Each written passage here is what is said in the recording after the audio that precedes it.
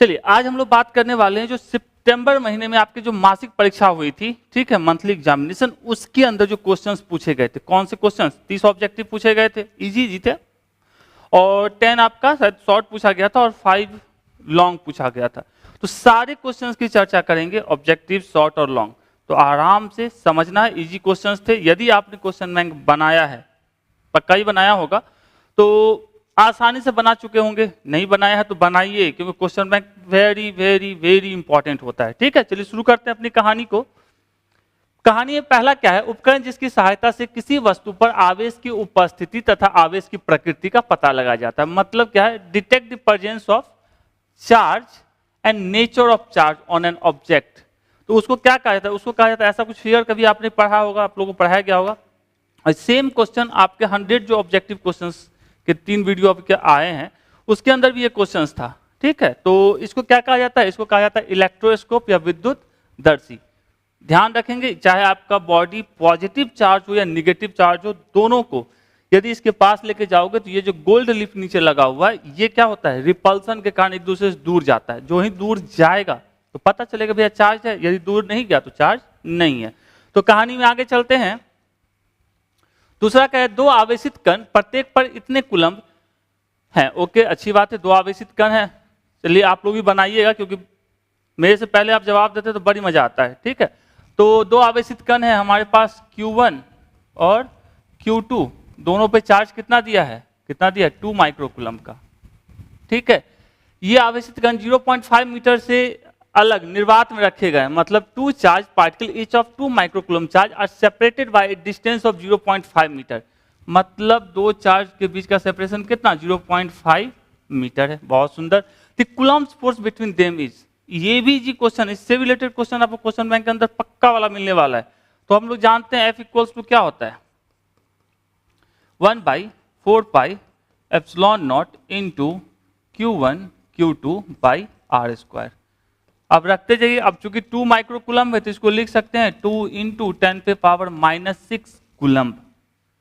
ठीक है, एकदम माइक्रो का मतलब -6 रख दीजिए। 1/4 पाई एप्सिलॉन नॉट की वैल्यू कितनी? 9 इंटू 10⁻9 इंटू Q1 की वैल्यू 2 इंटू 10⁻ कितना? -6। Q2 भी हमारा 2 इंटू 10⁻6 डिवाइडेड बाई R, मतलब 0.5 का स्क्वायर। इतना ही तो करना था। अब इसको गुना भाग जोड़ घटाओ गुना जो भी करने की इच्छा वो कीजिए, और फाइनली ये आपका आंसर कट के आ जाएगा 0.144 न्यूटन। अब गुना भाग करना आपकी जिम्मेदारी है, कीजिए आराम से बैठ के। 0.144 न्यूटन। ऑलरेडी क्वेश्चन बैंक में इस टाइप के क्वेश्चंस हैं। शायद ही कोई क्वेश्चन होगा इक्का दुक्का जो इस 30 में आपको नहीं मिलने वाला है क्वेश्चन बैंक से। यदि उसको कॉन्सेप्ट के साथ पढ़ते हैं तो पक्का बनेगा, सब बनेगा, और आने वाले टाइम में एग्जाम में भी बनेगा। चलिए, ये हो गया अपना।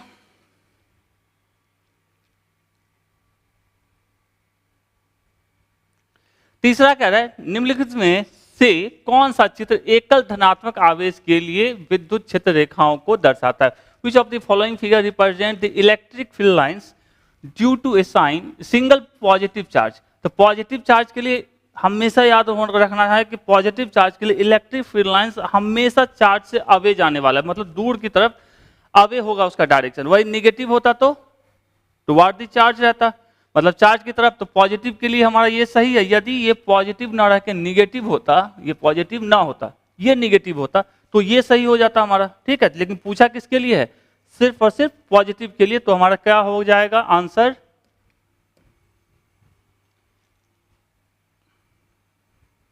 ए। एकदम इजी सा है, इसका भी याद रखिए, डायपोल का भी याद रखिए। Positive negative dipole, similar charge के लिए, डिसिमिलर चार्ज के लिए, सारे के सारे को याद रखिए एग्जाम के पॉइंट ऑफ व्यू से। तो तीसरा का आंसर हो गया ए। नेक्स्ट, चौथा, विद्युत फ्लक्स का विमीय सूत्र। The dimension formula of electric flux. Electric flux जानते हैं क्या होता है? Phi equals to E D S. एकदम शॉर्ट फॉर्म में यदि लिखे तो ई का होता है न्यूटन पर कूलम्ब, और ds मतलब एरिया, मतलब मीटर स्क्वायर।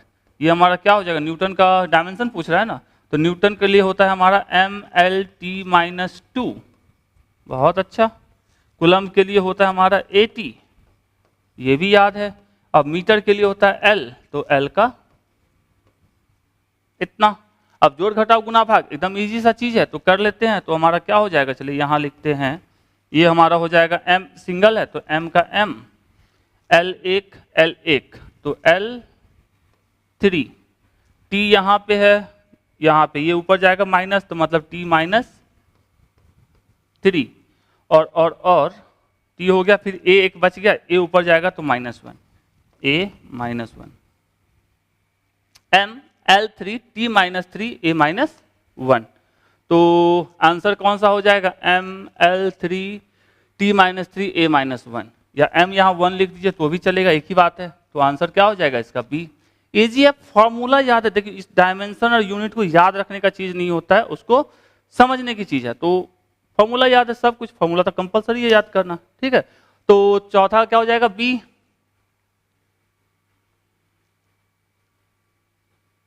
फिफ्थ, विद्युत द्विध्रुव आघूर्ण के लंबवत तल के किसी बिंदु पर द्विध्रुव आघूर्ण और विद्युतीय क्षेत्र के बीच का कोण होता है। The angle between the electric dipole moment, electric dipole, चलिए ये हम पहले इलेक्ट्रिक डायपोल बना लेते हैं, सबको पता है। इलेक्ट्रिक डायपोल मोमेंट का डायरेक्शन क्या होता है, निगेटिव टू पॉजिटिव, पता है, चलिए। And electric field at any point on the perpendicular plane, मतलब परपेंडिकुलर प्लेन का मतलब ये एक प्लेन होगा जो इसके परपेंडिकुलर होगा। इस प्लेन के ऊपर electric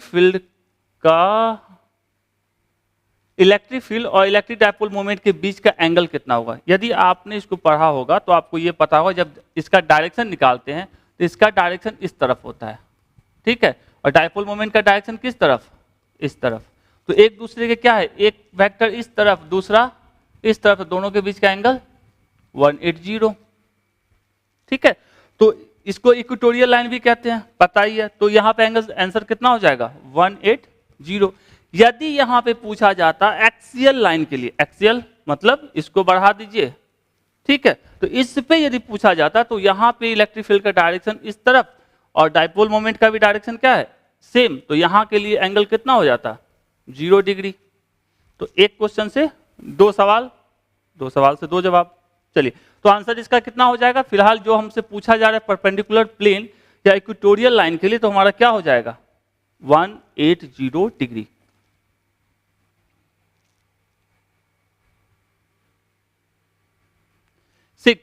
What is the nature of Gaussian surface involved in the Gauss law of electrostatics? स्थिर विद्युतिकी के गॉस नियम में शामिल गॉसियन सतह की प्रकृति क्या होती है। जो गॉसियन सतह होता है वो वेक्टर, जो कि गॉसियन सतह मतलब एरिया, और एरिया हमारा वहां पे क्या ट्रीट करते हैं हम लोग, वेक्टर की तरह। तो यहाँ हमारा क्या हो जाएगा, सदिश या वेक्टर। याद है ना, ऐसा कुछ बनाते थे, यहाँ चार्ज को रख दिए, यहाँ पे छोटू सा काटे, उसका एरिया डीए लिए, क्योंकि एरिया दिखाते थे, इलेक्ट्रिक फील्ड का भी डायरेक्शन ये, तो डिंग डंग करके अपन लोग बनाते थे। तो एरिया फैक्टर के टर्म में लेते हैं।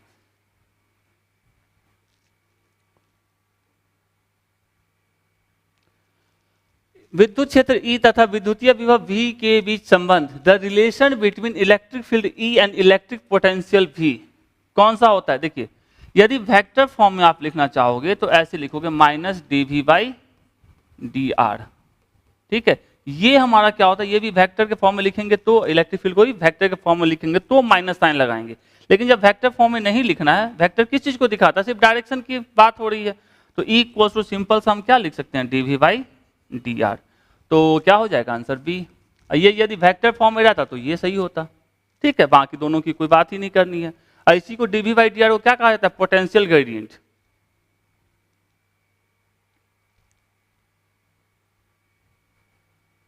8, दर्शाए गए समानांतर प्लेट संधारित्र पर कुल आवेश।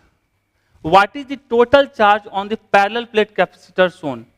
पैरेलल प्लेट कैपेसिटर के ऊपर, एक के ऊपर पॉजिटिव चार्ज, एक के ऊपर निगेटिव चार्ज, तो प्लस क्यू माइनस क्यू बराबर लड्डू। तो आंसर क्या होगा हमारे पास, लड्डू। इससे आसान तो ये तो मतलब आप समझ सकते हैं। चलिए, 8वां का हो गया डी। 9th, समांतर प्लेट संधारित्र के प्लेटों के बीच जब परावैद्युत पदार्थ रखा जाता है तब इसकी धारिता When a dielectric slab is inserted between the plates of a parallel plate capacitor, then its capacity, इसकी कैपेसिटी क्या होती है, इंक्रीज करती है, डिक्रीज करती है, और क्या कह रहा है, परावैद्युत पदार्थ पर निर्भर करती है, बढ़ती है, घटती है, कोई प्रभाव नहीं पड़ता है। ठीक है, तो जो हमारा डाइलेक्ट्रिक कांस्टेंट की वैल्यू होती है वो हमेशा बढ़ाता ही है किसी भी चीज, मतलब उसकी वैल्यू 1 से ग्रेटर ही होती है।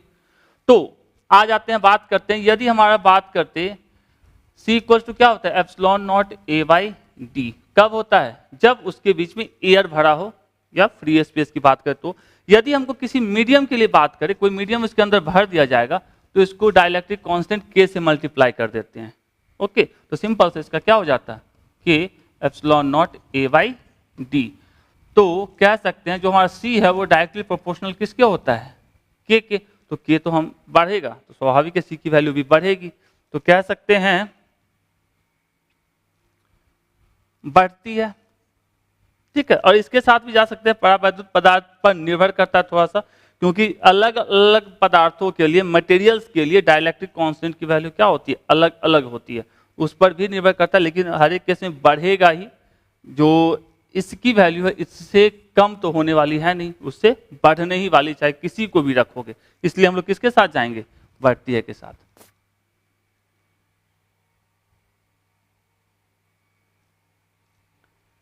टेंथ, विद्युत द्विध्रुव की स्थितिज ऊर्जा अधिकतम होती है जब यह विद्युत क्षेत्र के साथ कोण बनाती है। The potential energy of electric dipole is maximum when it makes an angle with an electric field is। ठीक है, हमारे पास क्या होता है formula, W is equals to EP 1 minus cos theta. पढ़े हैं, डेरिवेशन भी एक बार क्वेश्चन बैंक के भी अंदर है। तो कॉस थीटा की वैल्यू ऐसा क्या रखा जाए जिससे इसकी वैल्यू, पूरे की वैल्यू बढ़ जाए, ये कह रहा है मैक्सिमम हो जाए। तो कॉस थीटा की वैल्यू मैक्सिमम कब हो, मतलब कॉस थीटा की वैल्यू ऐसा क्या रखा जाए। तो यदि हम कॉस थीटा की वैल्यू, कॉस थीटा बराबर यदि हम -1 रख देते हैं, तो ये हमारा क्या बन जाएगा, EP 1 माइनस 1, ये हो जाएगा EP इंटू कितना, माइनस माइनस प्लस 2, तो 2 E क्या है, इलेक्ट्रिक फील्ड है, और P हमारा क्या है, electric dipole moment.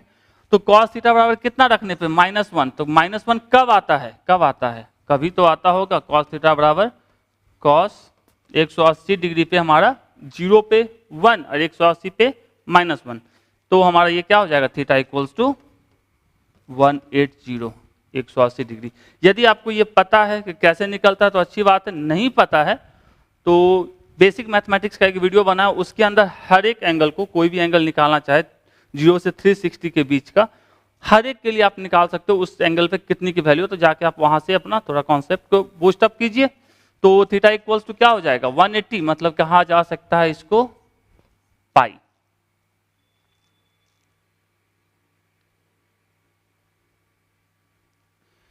Van de Graaff generator एक यंत्र है जिसके द्वारा बनाया जाता है। Van de Graaff generator is a machine use to build, किसके लिए यूज किया जाता है, हाई वोल्टेज के लिए। करंट की वैल्यू को कम करके वोल्टेज की वैल्यू क्या करता है, इंक्रीज करता है।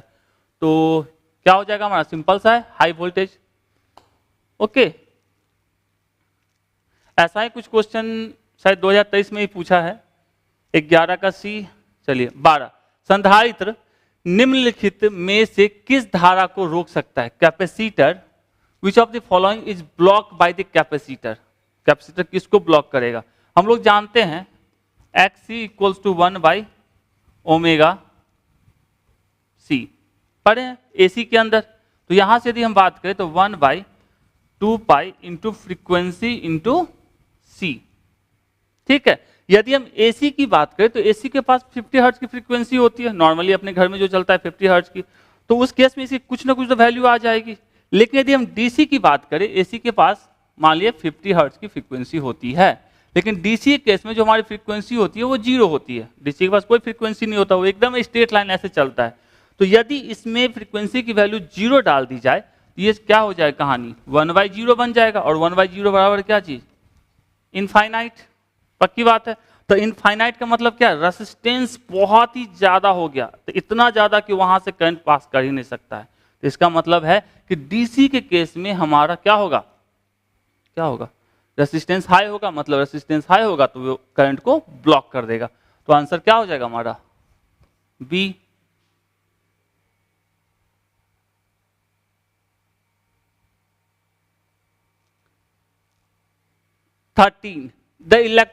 एक इलेक्ट्रॉन जो 1 वोल्ट विभवांतर पर विराम से त्वरित किया जाता है इलेक्ट्रॉन द्वारा ग्रहित ऊर्जा, an electron initiated at rest is accelerated through a potential difference of 1 volt. मतलब पोटेंशियल डिफरेंस आपको दे के रखा है 1 वोल्ट, ठीक है। The energy gained by the electron, electron है तो मतलब चार्ज, इलेक्ट्रॉन कितना 1.6 इंटू 10⁻⁻19 कूलम, इलेक्ट्रॉन के पास यही चार्ज होता है, ठीक है। तो अपने पास क्या पूछ रहा है भैया, क्या पूछ रहा है, एनर्जी, ठीक है। हम लोग पढ़ चुके हैं V इक्वल्स टू क्या होता है, वर्ड W/Q, या इसी को लिख सकते हैं U/Q। तो U बराबर क्या लिखा जा सकता है, V इंटू क्यू। V की वैल्यू कितनी है, पोटेंशियल डिफरेंस भी हमारा होता है, तो 1 इंटू क्यू की वैल्यू 1.6 इंटू 10⁻⁻19, तो ये कितना हो जाएगा 1.6 इंटू 10⁻⁻19। चूंकि ये वर्क या एनर्जी में से कुछ भी ले लो, दोनों का यूनिट जो होता है जूल, तो जूल का क्या होता है, जूल को जे से लिखते हैं। तो क्या हो जाएगा आंसर 1.6 इंटू 10⁻⁻19 जूल। इजी है, मतलब सिंपल सा फॉर्मूला यूज करो, putting the value getting the result. ऐसा ऐसा क्वेश्चन पूछे तो मजा आ जाए। चलिए 14 कह रहा विद्युत द्विध्रुव के लंबवत तल के किसी बिंदु पर विद्युतीय विभव का मान क्या होता है। आपको पता है, एक हमारा विद्युत द्विध्रुव बनाते हैं, मान लो सबको याद ही होगा -Q, और ये हमारा +Q। लंबवत तल मतलब ये इक्वेटोरियल लाइन, ठीक है। तो इसके ऊपर किसी भी पॉइंट पे आप चल जाओगे तो आपको इलेक्ट्रिक पोटेंशियल की वैल्यू क्या मिलने वाली है, 0, ठीक। तो मिलेगी तो आंसर क्या होगा हमारा 0। यदि एक्सियल पे जाते, इस वाले पे जाते, इस पे कहीं पे भी जाओगे तो इस पे इलेक्ट्रिक पोटेंशियल की वैल्यू क्या मिलेगी हमारा 1/4πε0 P/r²। तो एक्सियल के लिए पूछा जाता तो A होता, क्योंकि इक्वेटोरियल के लिए पूछ रहा है, परपेंडिकुलर प्लेन के लिए पूछ रहा है, तो हमारा क्या होगा 0। कौन सा चीज इलेक्ट्रिक पोटेंशियल विभव की वैल्यू होगी, ठीक है, इलेक्ट्रिक फील्ड नहीं होगा। इलेक्ट्रिक फील्ड की वैल्यू होती है दोनों जगह, चाहे एक्सियल हो चाहे वो इक्वेटोरियल हो। तो 14 का B। 15 विद्युत क्षेत्र रेखाएं जानकारी प्रदान करती है। ये तो ऑलरेडी 2023 में क्वेश्चन पूछे हुए हैं, ओके। किसकी, मैग्नीट्यूड बताता है, डायरेक्शन को बताता है, और क्या बताता है, प्रकृति को बताता है, सारा कुछ बताता है ये। तो विद्युत क्षेत्र की प्रबलता, यदि विद्युत बल रेखाएं पास पास होंगी तो ज्यादा प्रबल होंगी, दूर दूर होंगी तो कमजोर होगा। डायरेक्शन को बताता है, सही बात है, कहीं पे भी टेंजेंट आप खींच दो, ये इसको किसके बताता है, ये डायरेक्शन को बताता है। तीसरा आवेश की प्रकृति, यदि ऐसा है तो मतलब यहाँ पे स्वाभाविक सी बात है प्लस चार्ज होगा, मतलब आवेश की प्रकृति को ही बताता है। तो इनमें से सभी, ये 2023 में भी पूछे हुए शायद, तो आप जाके चेक कर सकते हो, वहां मिलेगा। ऑब्जेक्टिव 2023 का अपलोडेड है। 15 का क्या हो जाएगा D। 16 मुक्त स्थान पर परगम्यता की अंतरराष्ट्रीय SI मात्रक है। SI unit of permittivity of free space, याद है क्या, याद ही होना चाहिए क्या होता है। ये इधर जाएगा, ये इधर जाएगा, तो हो जाएगा कूलम्ब स्क्वायर पर न्यूटन पर मीटर स्क्वायर, ठीक है। याद निकालना चाहे तो ऐसे निकाल सकते हैं, F equals to 1/4πε0 into Q1 Q2/r²। तो यहाँ से ε0 इक्वल्स टू क्या हो जाएगा 1/4π इंटू Q1 Q2/r²/1/f। तो 1/4 का कुछ नहीं होता है, तो कुछ नहीं, Q1 Q2 मतलब कूलम्ब स्क्वायर, ये हमारा R मतलब मीटर का स्क्वायर, और यहाँ पे 1/न्यूटन। तो क्या हो जाएगा कूलम्ब स्क्वायर पर न्यूटन पर मीटर स्क्वायर, कूलम्ब स्क्वायर पर न्यूटन पर मीटर स्क्वायर। तो आंसर 16 का C। तो याद कर लेते हैं तो अच्छी बात है, नहीं याद करते हैं तो फॉर्मूला याद रखिए, उसको यूज करना सीखिए, दनादन बनेगा।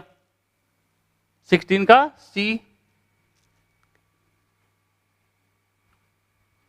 चलिए 17 आवेशित चालक की सतह के किसी बिंदु पर विद्युत क्षेत्र की तीव्रता, the intensity of the electric field at any point on the surface of charge conductor is.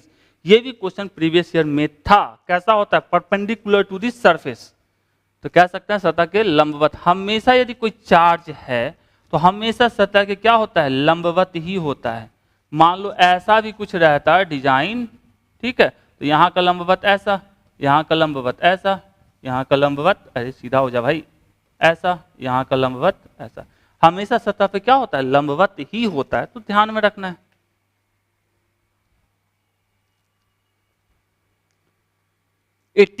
The electron, एक इलेक्ट्रॉन जिसका आवेश ई है को विद्युत क्षेत्र ई में रखा जाता है, इस पर अनुभव किया जाने वाला बल। The electron with charge E is in A electric field E, it experience a force.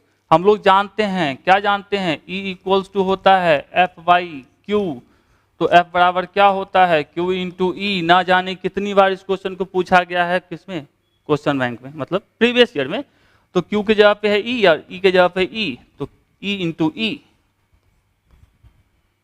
ठीक है, कई बार पूछा जा चुका, मतलब इसलिए तो आपको हम बोले ना, जो क्वेश्चन बैंक बना के जाते हैं, तो आपको यदि जिनका अच्छा नहीं गया उनकी बात करें। जो लोग पढ़ के गए वो क्वेश्चन बैंक, जिन्होंने क्लास में ध्यान दिया होगा, उनका तो बनना ही बनना है। काफी इजी क्वेश्चन पेपर था।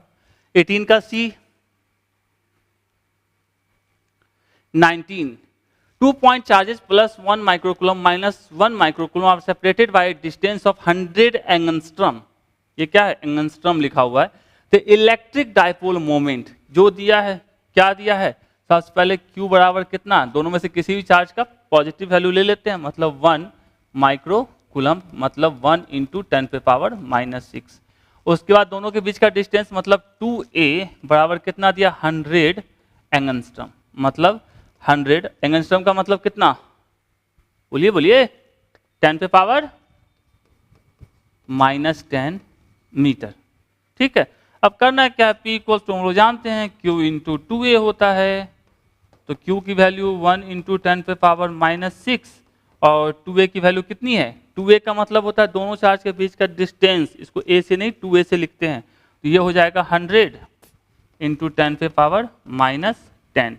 तो हमारा कितना हो जाएगा? इसको सॉल्व करेंगे तो 10 पे पावर माइनस 14, और चूंकि Q इंटू 2a है मतलब कूलम्ब मीटर। अब आपके इस क्वेश्चन का बहुत अच्छा है, इसमें हमने भी एक बच्चे से पूछा कि ये क्या लिखा हुआ है, क्योंकि हमने तो यहाँ सुधार दिया है, वहाँ स्मॉल c और m में लिखा हुआ था। आप एक क्वेश्चन पेपर देखोगे, एक बार देखना, तो स्मॉल सी और m, और स्मॉल सी और m का मतलब होता है सेंटीमीटर, कूलम मीटर नहीं होता। कूलम को कैपिटल C से दिखाते हैं, ओके, तो वहाँ कूलम मीटर लिखा, मिस प्रिंटिंग, मतलब कैपिटल C वहाँ पे भी होना चाहिए था, जैसे यहाँ आपका लिखा गया। तो कूलम मीटर यूनिट होता है इलेक्ट्रिक डायपोल मोमेंट का, तो कूलम मीटर 10 पे पावर माइनस 14। कहाँ है भैया? यहाँ है भैया, 19 का A।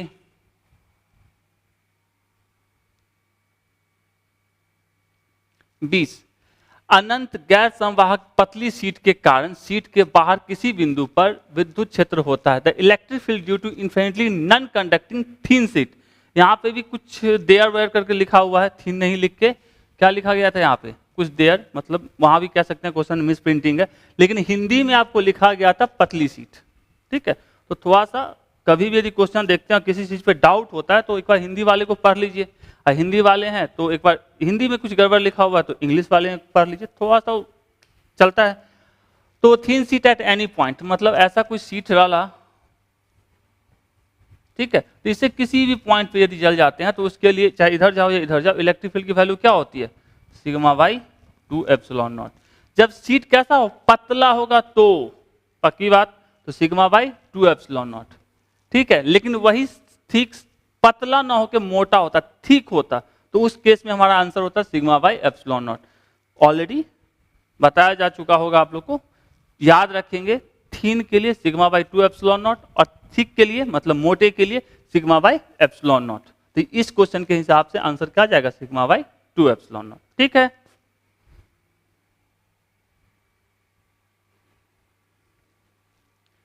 चलिए, एक गोलीय सतह के अंदर एक विद्युत द्विध्रुव है, ठीक है, एक गोलीय सतह है हमारे पास, इसके अंदर क्या है? एक विद्युत द्विध्रुव है, मतलब माइनस Q और प्लस Q। बहुत सुंदर बात है। गोलीय सतह से गुजरने वाले कुल विद्युत फ्लक्स, a spherical surface enclose an electric dipole with in it, the total flux across the spherical surface. ये भी प्रीवियस ईयर, मतलब मैक्सिमम क्वेश्चन आपको प्रीवियस ईयर का। तो यदि यहां बोला जाए net charge Q net equals to कितना, प्लस क्यू और माइनस क्यू बराबर कितना, 0, और किसके बारे में पूछा जा रहा है, फ्लक्स, तो फाई इक्वल्स टू क्या होता है, क्यू बाई, मतलब क्यू बाई एप्सिलॉन नॉट, और क्यू की वैल्यू चूंकि 0 बाई एप्सिलॉन नॉट मतलब 0, तो फाई कितना हो जाएगा हमारा 0, तो 0। ठीक है, तो आसान सा है, आराम से करते हैं।